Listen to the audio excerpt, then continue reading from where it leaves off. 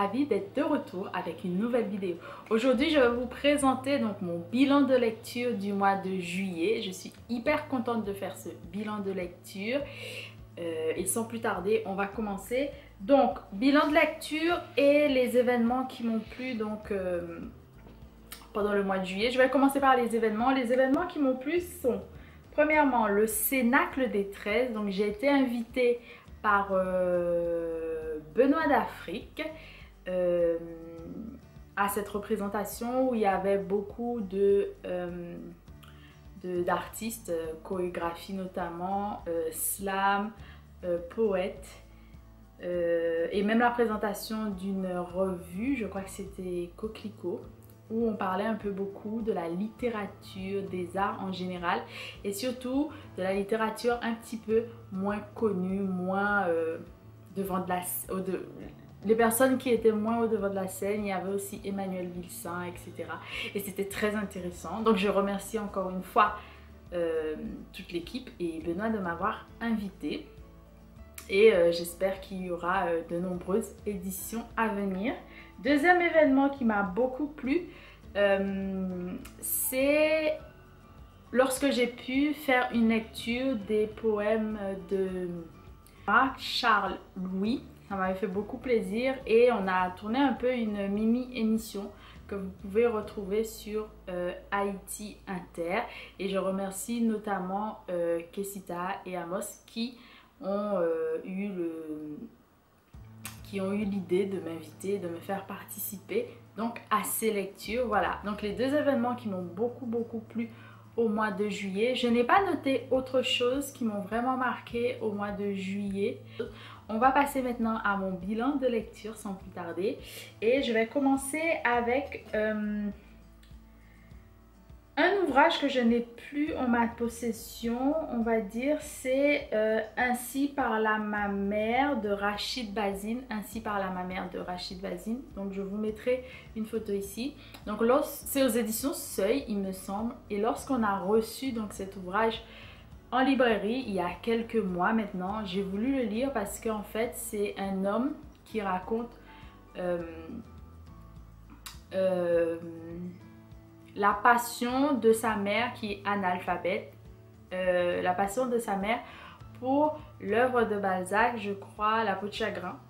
Et en fait, cet homme explique comment il a dédié un tout petit peu aussi sa vie à sa mère afin de lui lire cet ouvrage souvent, très souvent, jusqu'à être épuisé, et comment il a accompagné aussi sa mère lors de sa fin de vie, on peut dire ça comme ça. Il explique donc sa vie, je crois qu'ils sont à Lausanne, donc en Belgique. Il est arabe, je crois qu'il vient du... Donc ils sont à Lausanne en Belgique et je crois qu'il vient donc lui sa mère vient du Maroc. Et il est enseignant et il accompagne sa mère lors de la fin de sa vie. Et il lui lit cette histoire de Balzac, moi que je n'ai jamais lu, que je pense lire un jour. J'ai été touchée par le fait que ce soit une dame analphabète qui s'intéresse quand même à une œuvre qui est majeure quand même dans la littérature française et occidentale européenne. Et pourquoi elle était intéressée par cet ouvrage. On part aussi dans beaucoup dans les arts autres que la littérature, notamment la musique. Et c'est comme si on avait tout un pan de la pop culture française ou francophone. C'était intéressant, mais ce n'était pas ce que j'attendais peut-être de l'ouvrage. J'attendais quelque chose de plus, mais c'était très touchant. Et puis il y a une citation que sa mère, enfin quelque chose, un dicton que sa mère disait, que je vous écrirai ici parce que j'ai pas envie de me tromper, et qui était très intéressante. Voilà, mais je vous conseille quand même cet ouvrage parce que je pense que beaucoup de personnes ont aimé. Je continue avec les autres livres que j'ai pu lire. Donc j'ai pu lire Règles douloureuses de Kupano Matloa. Donc ici on part en Afrique du Sud. C'est une jeune fille qui s'appelle Massé Chaba. J'espère qu'on prononce comme ça. Elle est sud-africaine. En grandissant, elle devient interne dans un hôpital. Sa meilleure amie est d'un autre pays d'Afrique. Je crois qu'elle vient du Zimbabwe. Oui, je crois qu'elle vient du Zimbabwe. Elle est zimbabwéenne. Et dans cet ouvrage, il y a beaucoup de racisme. Donc, bien évidemment, avant, il y avait l'apartheid. Et là, on a un autre racisme que moi, j'ai beaucoup connu. C'est-à-dire, là, un racisme inter-africain. Moi, j'ai connu un racisme inter-caribéen, inter-antillais, si je peux renommer ça. Donc, le fait que, de mon côté, ce soit les Guadeloupéens qui ont une haine, et c'est devenu du racisme hein, parce qu'il y a cette pression, ce pouvoir qui s'exerce sur la communauté haïtienne. Et du coup, j'ai ressenti un peu ce que sa copine ressentait. Massé Chaba souffre d'une maladie féminine, elle souffre de l'endométriose. Donc, c'est une maladie où en fait... ça arrive que ces personnes en souffrent énormément, d'autres personnes ne souffrent pas même si elles ont l'endométriose. C'est très difficile pour elle, elle a des règles douloureuses mais en plus abondantes qui durent vraiment et longtemps, super longtemps. Elle a peur de salir pas mal de choses cette maladie la rend très solitaire. Elle décide avec le temps de devenir donc médecin. Et elle vit avec ce racisme qui la déchire parce que même sa mère n'aime pas sa meilleure amie. Il y a le mot de étranger qui vient souvent dans leur langue qui est kwere kwere. Je crois que c'est ça, si je prononce bien. Kwere kwere kwere. Je sais pas. Kwere kwere.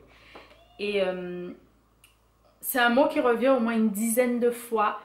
Donc une rééducation qui revient une dizaine de fois dans l'ouvrage. Un ouvrage très fort. Elle va connaître des choses atroces.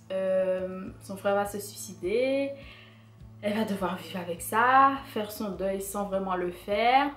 Je ne vais pas plus vous en dire, mais elle va connaître aussi des choses très difficiles dans sa vie et elle va devoir écrire son histoire. Le sang la marque, le sang la poursuit, le sang est là et c'est avec le sang qu'elle va évidemment écrire son histoire ou des histoires. Je vous laisse découvrir tout ça. Et c'est un livre que je pense que j'aime beaucoup, que je pense que je vais relire.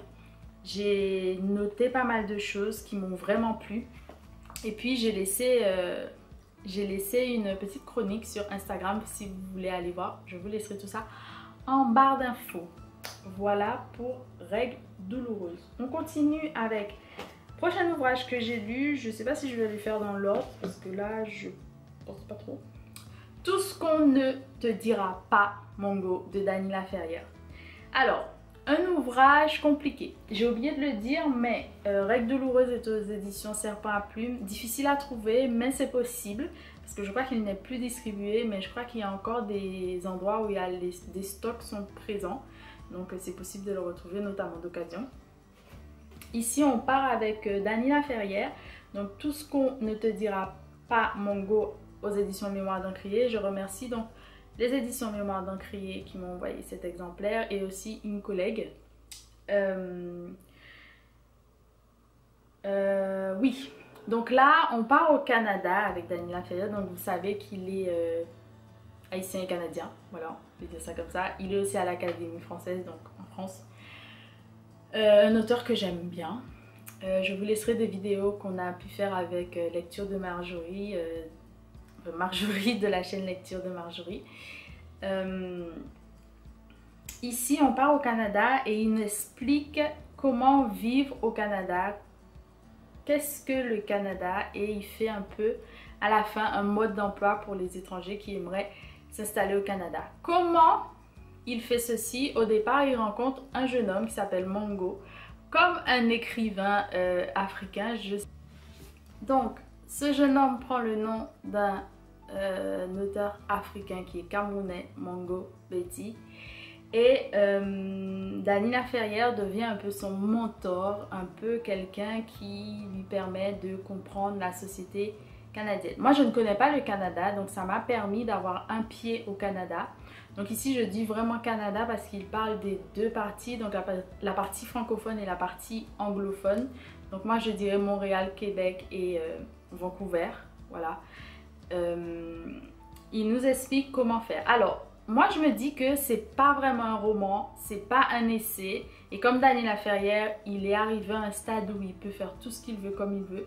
Pas parce que les autres ne peuvent pas faire tout ce qu'il veut comme il veut, mais lui je pense qu'il a sa façon de faire de toutes les façons depuis fort longtemps. Là il a décidé de faire quelque chose qui ressemble ni à un essai, ni à un roman, mais qui combine vraiment tout ça. Et il fait même un peu un mode d'emploi. Donc, il nous explique le Canada d'un auteur, mais aussi d'un chroniqueur, donc à la radio, parce qu'il faisait en fait des chroniques à la radio tous les dimanches, il me semble. Je crois que c'était hebdomadaire, et il nous écrit ces chroniques comme si on les entendait en fait à la radio. Il parle beaucoup de racisme, c'est très en vogue. Il parle beaucoup d'hégémonie, il parle notamment de puissance, la Chine, les États-Unis, l'Occident, les pays dits du Nord et riches et les pays dits du Sud et pauvres. Donc il parle aussi d'Haïti. Il parle de pas mal de choses. Alors moi c'est un roman, je sais plus si je l'appelle un roman, mais on va dire ça. Pour moi c'est un ouvrage qui est à double tranchant. J'ai aimé parce que ça m'a permis de découvrir le Canada via le regard de l'auteur, comme je disais, le chroniqueur, mais aussi l'homme, hein, Dany Laferrière, en tant qu'homme, voilà, pas seulement en tant qu'homme de lettres. Et un ouvrage que j'ai pas détesté, mais je pense que ce mode d'emploi, c'est peut-être pas pour tout le monde. Enfin voilà, c'est ce que je me dis en fait. Je me dis, est-ce que moi, j'aurais pas suivi ses conseils forcément, mais je pense que c'est pas forcément destiné à une femme pour moi. Voilà, c'est pour ça que c'est à double tranchant. En revanche, cet ouvrage m'a beaucoup fait réfléchir et d'ailleurs j'ai gardé beaucoup de choses. Il parle aussi de thèmes tels que le travail, il y a beaucoup de choses, l'exil, pas mal de choses, l'amour, ou les relations entre des personnes de couleurs différentes, une femme blanche, un homme noir, pas mal de choses. Et là je vais vous lire un petit extrait de la court, vraiment court, qui fait partie je crois de la partie, comment on dit, mode d'emploi si on peut dire ça, pour un étranger qui souhaite s'intégrer, j'ai du mal avec ce mot, mais voilà, à s'intégrer dans la société. Mais en tout cas, il parle de la société en général. Et donc, comment s'infiltrer dans une nouvelle culture. Et à la page 242, il dit « Le ver est déjà dans le fruit et s'appelle colonisation. Un esprit colonisé perd tout sens critique, devient un être uniquement émotionnel, jamais de recul, toujours dos au mur. À quoi sert d'être majoritaire si on vit l'inquiétude d'une minorité? Avoir la majorité dans la force qui l'accompagne. Il arrive dans ce cas des choses absurdes, dérangeantes même. On accuse le minoritaire d'être trop puissant, de vouloir défaire la culture locale comme on détricote un chandail, de pratiquer le judo culturel qui permet à un nain de renverser un géant en se servant de sa force. Quand la faiblesse s'est installée dans la terre, on n'y peut rien. Le danger, c'est que ce géant peut causer beaucoup de tort du fait qu'il n'a aucune idée de sa puissance. Il ne parvient pas à doser sa force. C'est un adulte qui frappe un enfant avec la même violence que s'il s'agissait d'un adverse de son âge. Comment lui faire entendre raison quand il croit que la situation est à plaindre? Un majoritaire avec un esprit de minoritaire, finalement, il gagne sur les deux tableaux. Donc, c'est 43, parce qu'il met souvent des numéros, c'est ce qui m'avait plu avec lui quand j'ai commencé à les lire. Ça s'appelle La majorité. Donc, il parle de pas mal de thèmes très intéressants qui me font réfléchir.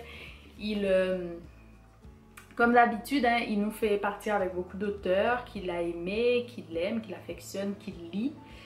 C'est un homme qui aime beaucoup lire et c'est pour ça que j'aime cet ouvrage. C'est un ouvrage, je pense, je vais y retourner pour aller piocher des choses et peut-être que si je me rends au Canada, j'irai avec ce livre, histoire de dire que je pourrais me filtrer. Mais en tout cas, si je le rencontre, ce sera un plaisir de parler de ça avec lui. Parce que c'est vraiment intéressant. Et puis, cette année, c'est une année un peu spéciale pour Daniela Ferrière parce que ça fait 35 ans qu'il a écrit son œuvre, son premier roman, Comment faire l'amour avec un ex sans se fatiguer. Donc, ce sont ses 35 ans dans le game, si on peut dire ça comme ça. Voilà. Je continue avec Mère à Mère, Cindy Way. Je sais pas si on dit Cindy Way. Donc, Mère à Mère, toujours aux éditions Mémoire d'Encrier, que je remercie. Donc, ici, on est en Afrique du Sud. Donc, je suis vraiment partie 2-3 fois en Afrique du Sud ce mois. Alors, c'est un roman coup de cœur, je pense vraiment. On parle de violence policière, on parle de racisme, avec bien évidemment l'apartheid, Afrique du Sud. C'est comme ça, comment on a déplacé une bonne partie de la population noire africaine dans des endroits, des quartiers qui ressemblent à des réserves. Parce que de toute façon, pour aller dans un autre quartier, il faut avoir un pass, hein. Sinon on est arrêté. Et même si on a notre pass, on est souvent arrêté quand on est en voiture, etc. Vu qu'on est noir, on est arrêté. Donc ici, le titre originel est Mother to Mother. Et cette dame raconte, donc c'est une mère qui raconte l'histoire de l'assassinat de sa fille à la mère en question. Donc la mère noire raconte l'assassinat par lettre, hein, par correspondance à la mère blanche. Je lui explique comment c'est passé parce que le fils de la mère noire est censé être le coupable. Donc elle nous raconte comment la violence, la haine surtout, et le fait qu'il y ait un colonisateur, un puissant, les personnes racistes qui veulent tout gouverner, le gouvernement, comment ces gens ont fait que cette haine qui a grandi dans la population noire arrive jusqu'à tuer des innocents et à faire des enfants des coupables malgré eux. C'est vraiment un très beau texte que j'ai vraiment beaucoup aimé. Une mère qui raconte ses problèmes de la vie courante en fait. Et j'ai aimé aussi comment elle est remontée très loin, c'est-à-dire pour parler de son enfance à elle. Donc ça nous explique tout en fait, comment on arrive vraiment à ce genre de catastrophe à cause du racisme, à cause de cette envie de gouverner et d'avoir une mainmise sur un groupe de personnes. Donc on part avec elle dans son enfance, comment elle a eu cet enfant, comment cet enfant est arrivé à faire cette chose qui est horrible évidemment, mais est-ce qu'il l'a vraiment fait parce qu'il avait envie de le faire? C'est un ouvrage qui moi ça m'invite à me poser beaucoup de questions parce que moi le racisme, j'ai toujours connu le racisme malheureusement. Depuis que je suis petite, le racisme comme je disais antillais, intercaribéen. Après j'ai connu un autre racisme, je connais un autre racisme ici en France. Et je suis contre cette haine qu'on est censé avoir contre une personne qui a la mainmise ou voilà, le gouvernement ou autre.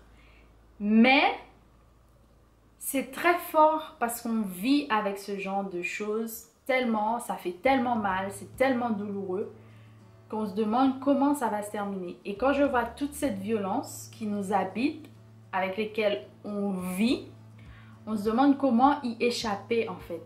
Parce que même si moi je veux pas être violente, je reçois cette violence au quotidien.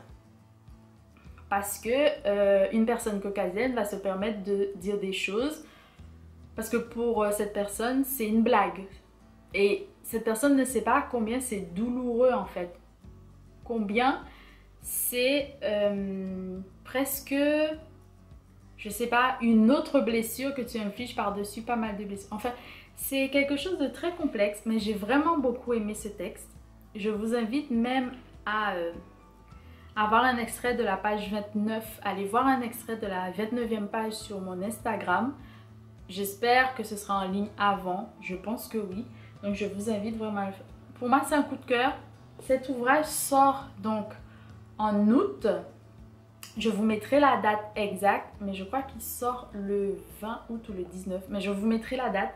Donc, si vous souhaitez lire cet ouvrage qui parle de toutes ces choses qu'on vit, qu'on n'a pas arrêté de vivre en fait, qu'on soit en Afrique du Sud, qu'on soit en Haïti, qu'on soit en France, qu'on soit... peu importe, on vit ces choses. Peut-être pas de la même façon parce que ici on sent cette pression, on sent ce racisme, on sent ces choses même si on ne parle pas et que la question noire est toujours nouvelle pour certaines personnes en France.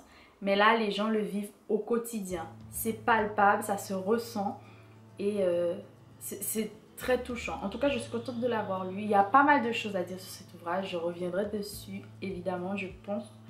Même dans ma petite chronique que je ferai sur Instagram. Mais c'est un ouvrage que j'ai vraiment beaucoup aimé. On passe à un autre ouvrage que j'ai lu. C'est Kintu. Alors là, on part en Ouganda. Donc Kintu de Jennifer Nsubuga Makumbi aux éditions Métellier. Alors non seulement la couverture elle est magnifique, mais j'ai adoré cet ouvrage. Alors, une saga familiale qui part d'avant la colonisation, environ vers 1720, je dirais, si je ne me trompe pas, et qui vient jusqu'en 2004, il me semble, donc au 21e siècle. On part avec la famille Kintu. Donc cet homme qui décide de se marier à deux jumelles. Il désirait épouser une qu'il ne devait pas épouser en fait. Parce que je crois qu'elle n'était pas l'aînée ou quelque chose comme ça. Mais comme l'autre n'était pas convoité, donc il a été, on va dire, obligé de se marier à ses deux jumelles, à ses deux sœurs. Celle qu'il adorait n'a pas pu avoir d'enfants au départ, donc c'est sa sœur qui a fait des enfants. Je crois qu'ils ont eu quatre paires de jumelles. Et puis ça continue comme ça. Alors moi j'ai trois personnages que j'ai adorés. Pourquoi on parle dans cette saga familiale? Parce qu'une malédiction tombe sur cette famille à cause d'un acte, je dirais, qui s'est passé malgré l'auteur de cet acte, hein, je veux dire.